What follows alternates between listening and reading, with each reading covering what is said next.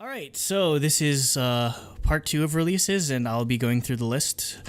The first is Gracie, her song "Hustle," featuring Monik. I don't know. I don't know how to pronounce it. She was a former member of HUB, the group that had Rui, like the one that just got super popular because she's hot and does like a lot of like CFs. With this song, she left the group and is trying to do, I guess, more hip hop style music. So yeah, I enjoyed this. I enjoyed this a lot. It definitely gives me sort of like, I don't know, just like fancy childish vibes. Just her rapping style. So yeah, or almost like Casper in a way. Next we have Hitchhiker with the song "Time" featuring Sunny, Hyolyn, and Taeyong. This is a song for a like music festival or something like that. I don't know, just Korean music festival. I mean, I know you guys like it, or I know you like it a lot, Nate, but yeah, I don't know. This sounded super lazy to me in comparison to what Hitchhiker's done before. Just I don't know, it was too weird. I liked it just because. Oh no, yeah, go ahead. Well, what I was gonna say is I'm breaking my rule. All I said was once it got to the chorus, I was like, yep, definitely a Hitchhiker song. Yeah. No, yeah, I thought it was weird. I liked it just because how weird it was. It's like a kid's cartoon theme song, and then it goes into hip hop, and then it goes into EDM, and then it goes back, and it's just really weird. I mean, you could definitely tell. I don't think it's something I would listen to all the time. I just thought it was weird and cool. I would never listen to this, but it's definitely something that you're not going to give your best music to some music festival or whatever, so it's understandable. Next, we have Hyolyn with the song "Bae." I'd say this is definitely more in line with the music that she did with Sistar, as opposed to like the songs that she's been doing as a solo artist so far. Yeah, it's funny because this is probably like the least like sexually charged of her music, which is funny considering like it's still kind of sexy concepts, which is, I guess that's just Hyolyn, but.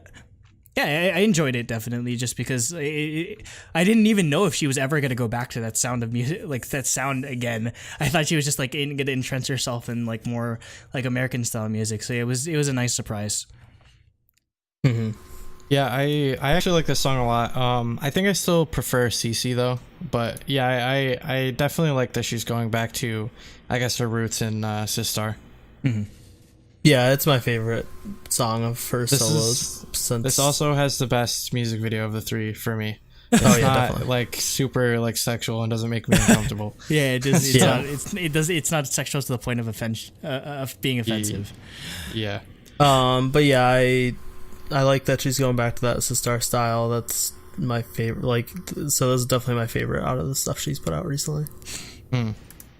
Next, we have Jadekey with the song "Mesmerizer" featuring Evie. I have no idea what any of this means, but all I know is it's like this really like cool trance style song with Korean vocals. So that's something we never really see. And there's even like a rap break or whatever, and you never hear on like traditional like trance music. So it's an interesting blend of just, I guess, Korean like music and just EDM. Yeah, I thought this was a fun song. In particular, I like the beat, so that's basically what I wrote. Next, we have James, formerly of Royal Pirates, with the song "Let's Get Away" featuring my bae, my former Soshi bias before she left, Sooyoung. She's still part of Soshi. Kind of, but I guess she's still your bias. Yes, she is. She is still part of SNSD. Nope, the group is still there. We'll get to that. That's why it's a subunit. Okay. Yeah. So I'm just glad that James is getting to make music again. So if you don't remember, he left Royal Pirates because he had a really bad accident and he almost lost his like arm or something like that because he had just something like went really bad. But yeah, he's doing solo music now. I love that how he's able to incorporate Sooyoung into the song, and they have just really good like harmonization and vocals together. Like reminds me of like almost like how like rock bands or like punk bands sort of when they do like emo like ballad type songs. It's almost that style in a way. So I really enjoyed this. So I spammed the hell out of this song over the past couple of weeks. So I'm just happy that Sooyoung's making music and she hasn't resigned to just being an actress for the rest of her career. Yeah, I actually really enjoyed this song. Like even like without Sooyoung, I thought that was a really good like acoustic ballad sort of song. Mm-hmm. And I was really glad to see like Sooyoung singing in English, which I thought was really cool. Yeah, her English was perfect. I really enjoyed this though. But yeah, back in the day, like Sooyoung was probably like the third best at English, obviously besides like Jessica and Tiffany. Mm-hmm. Now I'd say that Sohyun's probably better now, but yeah, her and Sohyun were always like probably the best at English in the group. Mm-hmm. Yeah, pretty much what you guys said. I thought it was a great acoustic duet ballad, and Sooyoung singing in English stood out to me, and it was really good. Next, we have Jimi Soul with the song Oshina featuring Soulflower. Again, these words I don't understand. All I know is that this song is straight up a jazz song with Korean vocals. I think what really drew me to this in particular was the music video. It's kind of reminiscent of like Andy Warhol's style of art, except it's in motion. And I mean, like Andy Warhol is kind of synonymous for doing a lot of like cover art or album art for jazz albums. So yeah, it's thematically and visually, it's just a really interesting song. Next, we have Johanna from Urban Zacapa with the song Confession. It's probably the waviest music video just because there's like all this like windows, like air stuff going on in the background and like really like funny stuff. Also, I like that. I like their voice in Urban Zacapa, but I love that she sort of makes a conscious decision to make it different than what Urban Zacapa usually does in their music. So yeah, it's a really cool stylistic change. Mm-hmm. Yeah, I loved her voice so much in the song, and there's a couple instrumental solos, and I thought they were really good too. Next, we have the guy that loves saying his name a lot but doesn't say it in this song. We have Jooheon from Monsta X with his like the song from his mixtape called Red Carpet. Yeah, I'd say that's kind of disappointing that he doesn't say his own name. That being said, his rapping is always top notch, but I don't know, just his singing kind of didn't do it for me in this. I felt like it could have been better. I liked it. I mean, it's definitely not like top tier or anything, but I think his rapping makes up for it. And I like that they let out his cute side for the music video, because he's like stupidly adorable in variety shows, and then he's like the hardcore rapper, which is just amazing. Yeah, he always just shows that one side of himself, usually because Monsta X is just like 100. But yeah, exactly. All the time, if you watch him in anything outside of the actual songs and music videos, like he's like this. So okay. It's funny. Next, we have Card with it was a performance video for Knockin' on My Heaven's Door, which comes off of the Ride on the Wind mini album. Yep. I didn't like the song when I first heard it, and I still kind of don't, but I do appreciate the choreography. Definitely makes it a bit better, though. For whatever reason, in the music video, just like Somin and Jiwoo's like hats just magically disappear in between cuts, like from time to time. And I'm just like, where are they going? Just turn invisible. That's all. Yeah, they're still wearing them. Their outfits are incredible, especially Somin's though. That ruined me. I actually, like, I know we originally didn't like this song that much, which, I know you guys, I guess, kind of don't still, but I don't know, this song has grown on me a lot, so I've grown to like it. I won't skip it if it comes on. And yeah, I love the outfits that they have for this music video. But yeah, I like it, so. Cool video. I mean, I don't hate the song. I don't think I hate any Card song. It's just not my favorite. But yeah, I think the choreo helped it a lot. Mm-hmm. Next, we have Kim Bumsoo and Doki with the song Cali Shine, and oh boy, is this a mess. Like, the music video, if they're singing live, okay, that's not bad. I don't get me wrong, I love Doki, but like the music video is just them on a yacht or something, and they're just like random like sexy girls like dancing awkwardly in the background. I'm just like, I was say they're not even dancing well. They're not even dancing well. They're it's just so it's bad. just like it's just bad club dancing. Oh my god! And I'm just like, oh, hey, and then the you're camera happy, works Nicole. just doing that whole like zoom in and out thing. oh my god! And like going past the girls, like so you're just seeing like the back of their heads and their arms flailing around awkwardly, and then them singing at the in the front of the eye. It's so bad, so bad. But they should never direct again. Yeah. Oh man, like I said, it's like a worse version of Boats and Hoes, except they were trying to be serious with the music video. Oh man. Next, we have Bada with the song Night Dream. I think we covered Bada like a couple of months ago, so that's why her name is sort of familiar. And like there's a unique like raspiness to her voice, which really fits this style of music. So I really need to research her music. Oh, I'm the only one that wants to talk about that one. Next, we have Love Song with the song 321.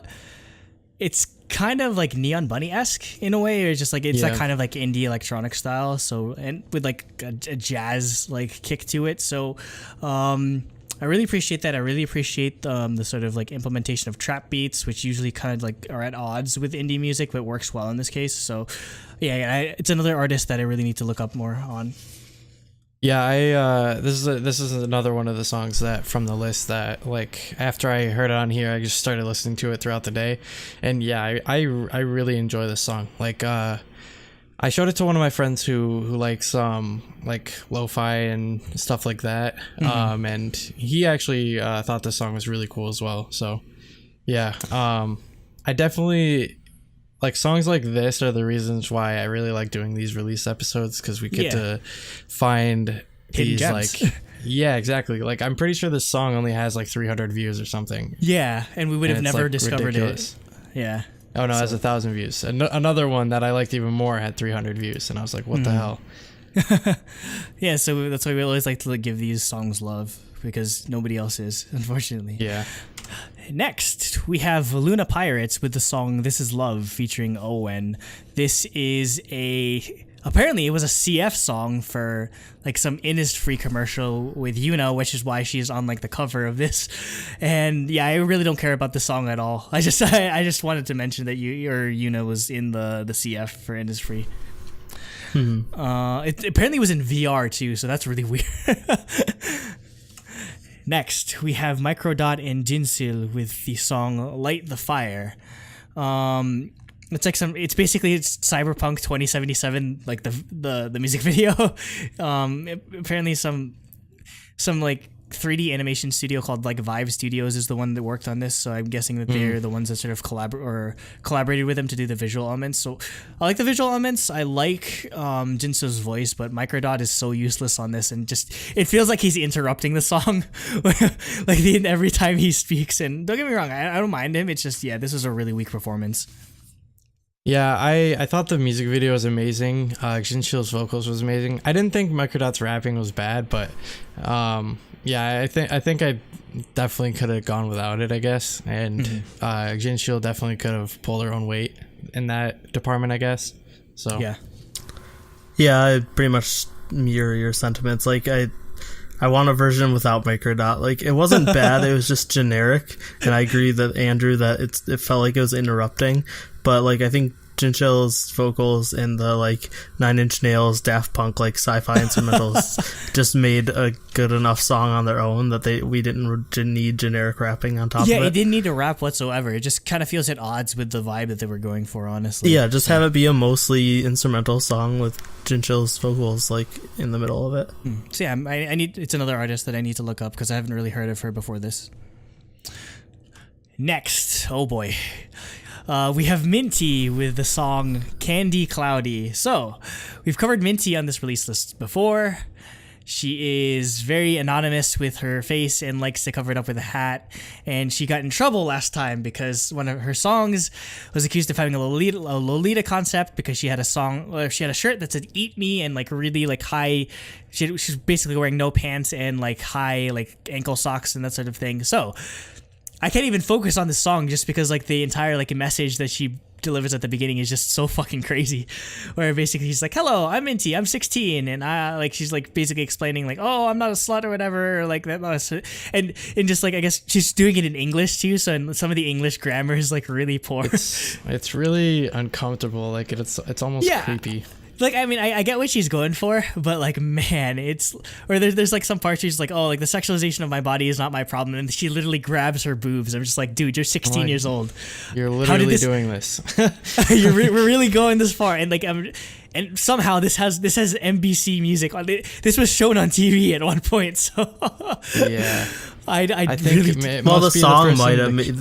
Maybe the message didn't like. Yeah, I don't know. Because the song is like, I feel like the song is just creepy. Like, I don't know. Like, it wasn't even like, it was just good. like, like, no, I don't think we would have paid any attention to it if it didn't have this message thing at the front. I liked her first song. It wasn't bad. It's just she garnered a lot of controversy for it. But there was like one line she says where she literally says, like, in like, I guess her, like, it was kind of broken English, but I couldn't help but die laughing. She's like, "When I grow up, I will have many sex with someone I love," and I just started dying.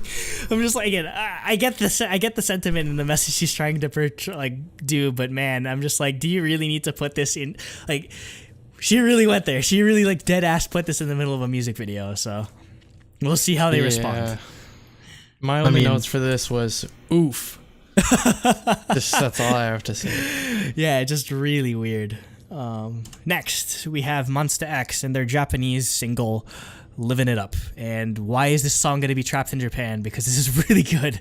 Again, we're just huge Monsta X fans here at Truly Daebak, but I mean, man, they don't like, yeah, it's Monbebe status over there. But they don't give Japan throwaway music whatsoever. This is a really good song. No, yeah, I thought this is fantastic. If you like Monsta X, you're gonna like this song. And Minhyuk kills the pre-chorus, but I guess all of them killed all of it. So. But Minhyuk, because Minhyuk's the best. And Jooheon name watch. Jooheon does not say his name in the song. He said his name on one of the album tracks on the mixtape, according to Cooper. Okay. Luckily. All right. Just not the title. Close enough. Next, we have Na Aram with the song "Ride," and it's just a really good female R&B vocals song, so I always have to add that. It even has like this like guitar solo towards the end, which is a nice touch. Yeah, I'm a sucker for this, like, not really lo-fi, but just I love the little sort of like echoey, sort of like really helps set the soundstage kind of production to a lot of these songs. So yeah, I'm a sucker for anything that like this with female vocals on it.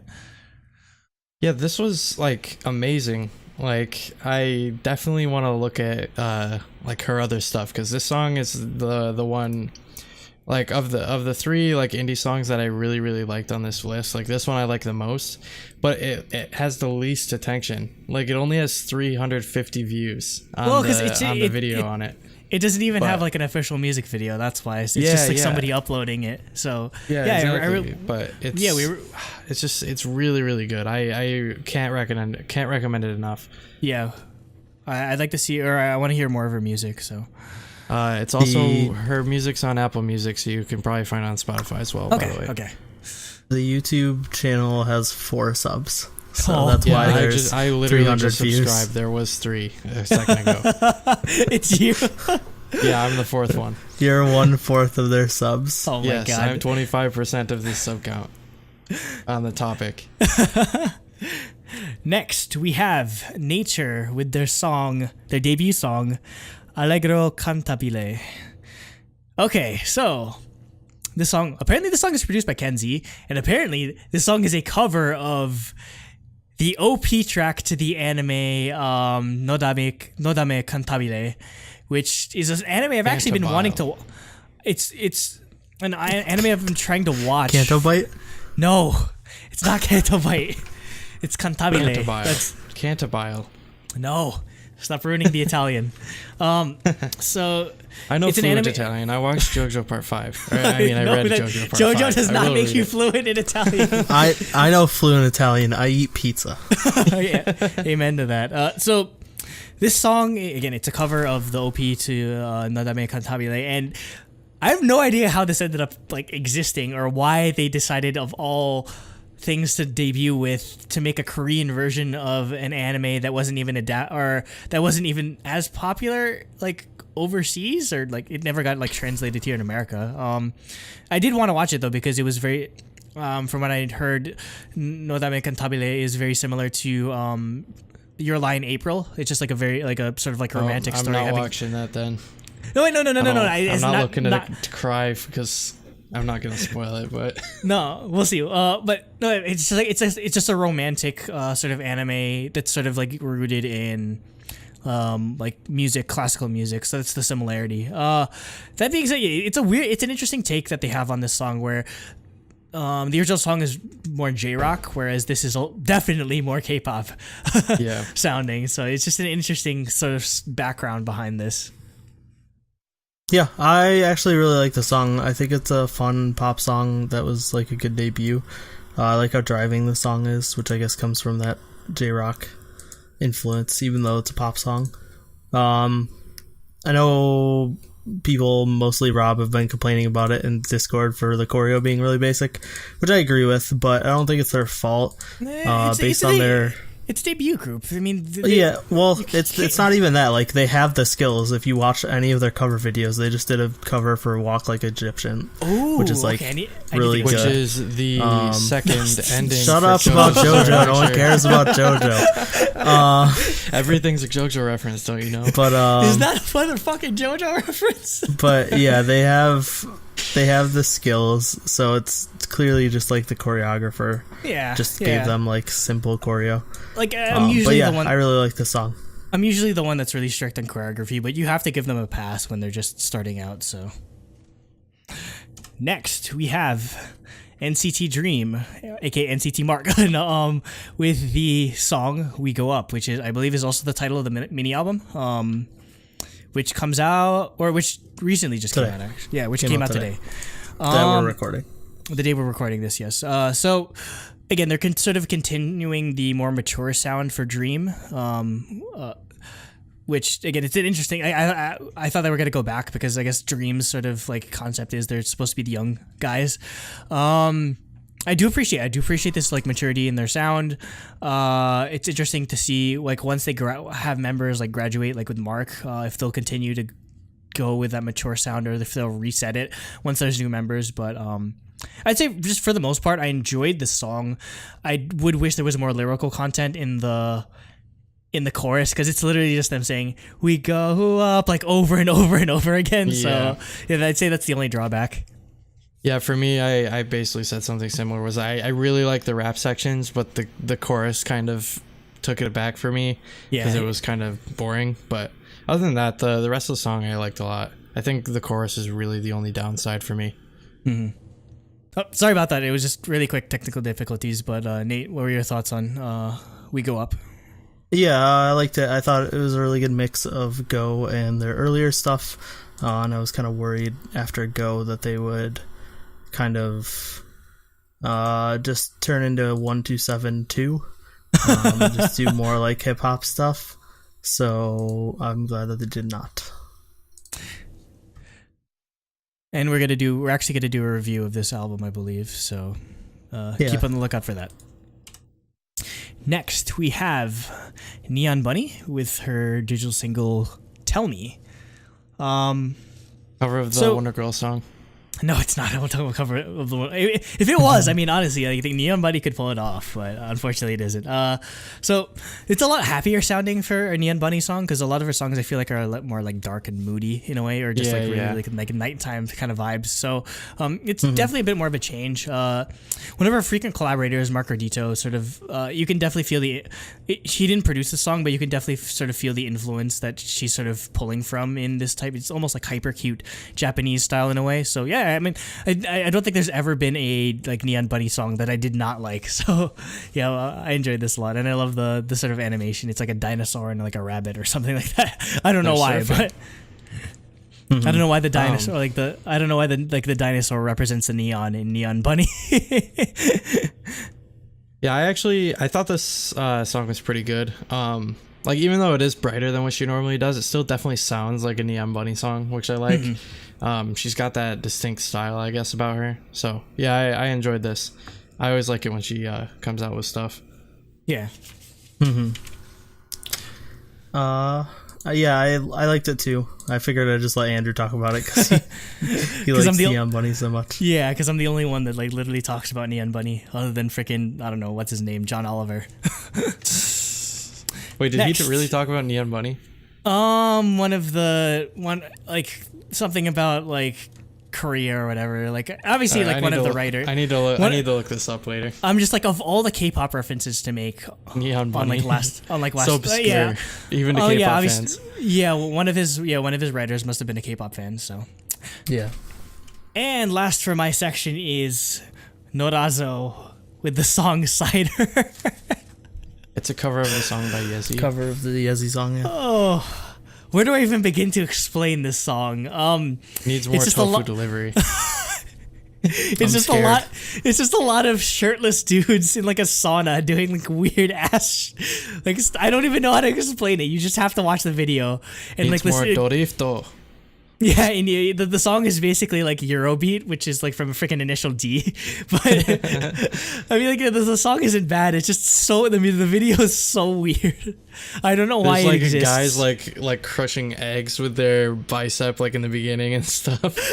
It's so weird. I mean, it's obviously He's supposed to be curling like his hair with soda cans. It's definitely meant to be like a satirical song, but wow, Yeah, it's a gag.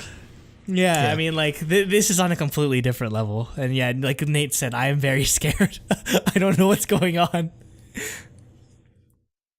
Do I have the spiciest one? I don't know. You definitely have the spiciest Yes. one. If you have Kiss Later better than Love Cherry Motion and Vivid. Yeah. Well, here it is at number 6, Kiss Later by Yeojin. It's just... I have such an emotional attachment to this song because this was the first Luna song that I